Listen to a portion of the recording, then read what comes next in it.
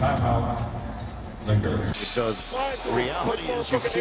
When LeBron James got upset with Austin Reaves during a game the Lakers were winning by 20 points, many thought his reaction seemed over the top, but new details suggest the moment was about more than just that single play and actually stems from growing tension between the two players involving LeBron's son Bronny, who has become a highly sensitive topic within the team. To understand why LeBron would show visible frustration toward a teammate during a comfortable win, you have to look at what has been quietly building beneath the surface all season, which revolves around how those close to LeBron treat his son, as Bronny entered this year carrying a weight no other second-year player has ever faced. Through 29 games, he is averaging just over 2 points with less than 1 rebound and just over 1 assist while playing only about 7 minutes per night, and though his shooting percentages have improved to 40% from the field and nearly 41% from three-point range, the playing time is so limited that these numbers do little to show real NBA readiness. He has only started 1 game this season, and by almost any measure, he ranks among the least productive players on an NBA roster. A fact the basketball world reminds him of daily, with ESPN analysts and league executives openly calling his selection a mistake and arguing he would not have a spot if his name was not James, while former players go on extended rants claiming high school talent regularly outperforms him in pickup games, with the word nepotism now so attached to his identity that it follows him into every arena and every online comment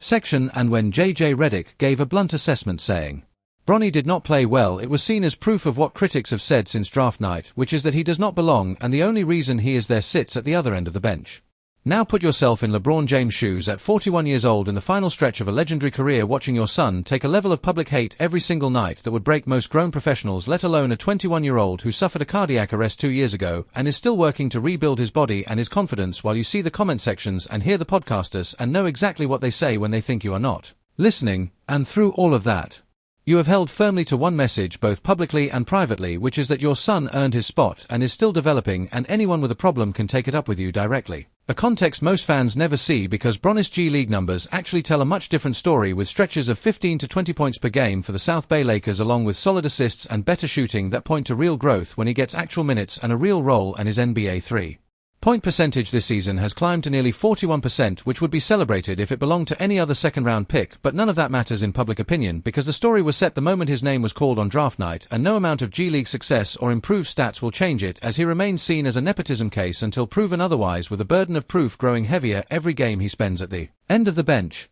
and that is the weight LeBron carries into every practice and team dinner and every moment with his teammates. The knowledge that his son is being torn apart by public opinion, and that everyone in that locker room, including Austin Reaves, knows it, raises the real question, which is not whether LeBron is sensitive about Bronny, but whether that sensitivity has started to affect how he relates to those around him, and based on what happened in February 2026, the answer appears to be yes. So when a viral claim surfaced on February 21st alleging that Austin Reaves and Bronny had gotten into a physical fight during a Lakers practice and had to be separated after Reaves disrespected Bronny during a workout, it did not matter that the claim came from a satirical account called Jake Morrison NBA, or that the bio literally includes the word satire, or that Yahoo Sports quickly debunked it and confirmed no credible journalist or Lakers insider or team official had backed up a single detail. Because what mattered was that millions of people believed it instantly, since the underlying tension it described felt real, and the idea that someone on the Lakers might disrespect Bronny and that LeBron would react strongly to protect his son was not just plausible to the average fan, but expected, and that expectation did not come from nowhere. It came from a full season of small moments and individually minor interactions that, when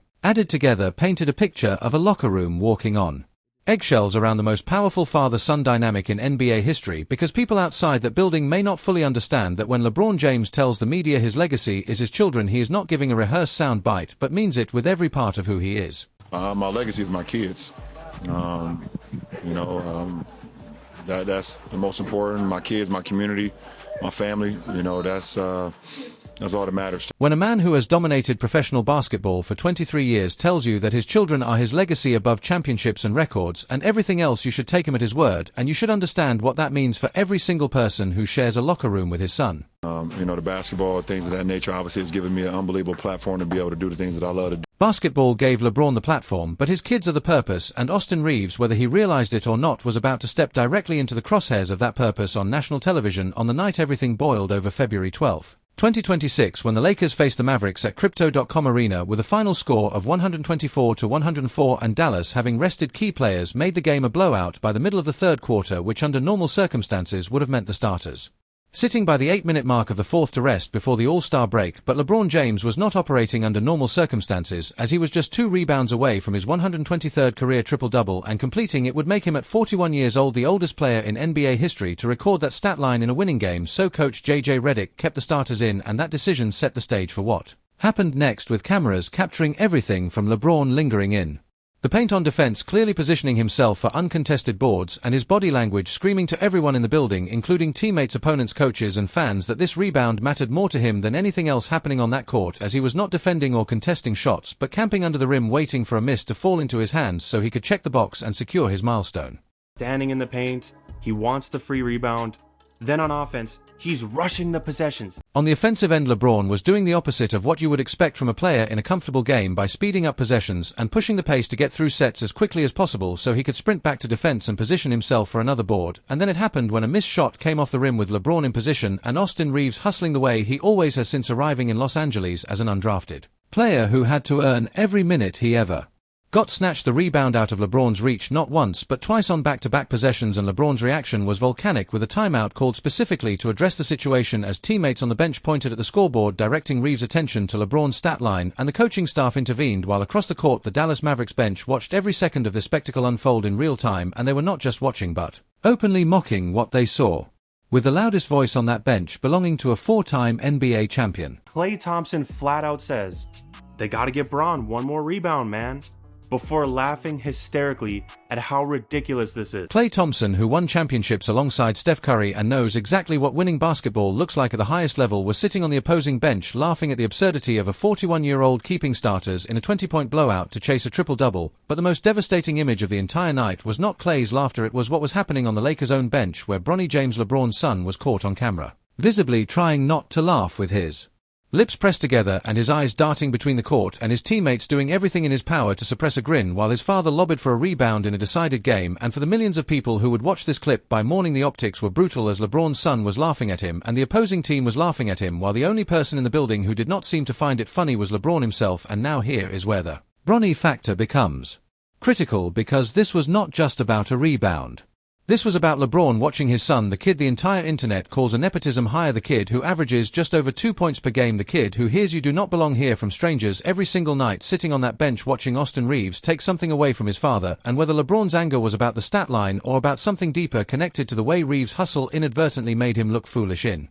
front of his own son, is a question only LeBron can answer, but the footage speaks for itself, and the commentary that went viral the next morning framed the moment as part of a broader pattern of stat obsession that had defined LeBron's whole season, with a 10-point scoring streak, one of the longest in NBA history, having consumed his focus earlier, and its end generating an emotional response critics found revealing, as the argument being made was simple and direct, that LeBron James at 41 is no longer playing for championships but for milestones, and anyone who gets in the way of those milestones, even his own teammate, even someone he supposedly considers a close friend, will face the full force of his frustration. Bron is just as big as a stat-obsessed person as are his fans. This is how they make their entire argument. Stats. And the ultimate conclusion of the critics was that none of it, not the triple-doubles, not the scoring streaks, not the age records, will ever move the needle on the debate that LeBron cares most about: winning, with LeBron eventually getting the rebound and completing the triple-double, finishing with 28 points, 12 assists and 10 rebounds, and receiving a standing ovation when Redick finally pulled him. But the milestone was achieved while the damage to the optics was already done, and what Reaves said afterward only added another layer to the story, as the entire locker room turned on him, with every teammate making sure Reaves understood what he had almost cost LeBron. And then Reaves revealed a detail that tells you everything about the power dynamics inside that locker room, which was that it was not LeBron who confronted him but everyone else, and LeBron did not have to say a word. So think about what that sentence means in a locker room where LeBron James is present. The entire team self-organizes to protect his interests and stats and milestones and legacy without him even having to ask, and that is the environment Bronny James is developing in, and that is the ecosystem Austin Reaves navigates every single day, and that is the context you need to understand everything that happened next. The other side of the story. Now, if you have watched this far, you might be thinking that the Lakers locker room is a pressure cooker of ego and stat chasing and walking on eggshells deference to LeBron James, and based on what the clips show and what the commentary suggests, that would be a reasonable conclusion. But there is another side to this story, a side that the outrage clips and YouTube breakdowns and fabricated practice fight narratives have zero incentive to show you, because the truth is that the relationship between LeBron James and Austin Reaves is not what the algorithm wants you to think. It is not even close. When Austin Reaves arrived in Los Angeles in 2021 as an undrafted free agent on a two-way contract. He was a 23-year-old kid from Newark, Arkansas, walking into a locker room that included LeBron James, Anthony Davis, Russell Westbrook, Carmelo Anthony, and Dwight Howard, and the rebound moment lasted 90 seconds and ended with a laugh and the tension between LeBron and Reaves over Bronny. The entire premise of everything you just watched exists only in the space between what actually happened and what the algorithm needed you to believe happened in order to keep you watching. Now you know the difference. What you do with that is up to you. Thanks for watching. Check out other cards on the screen.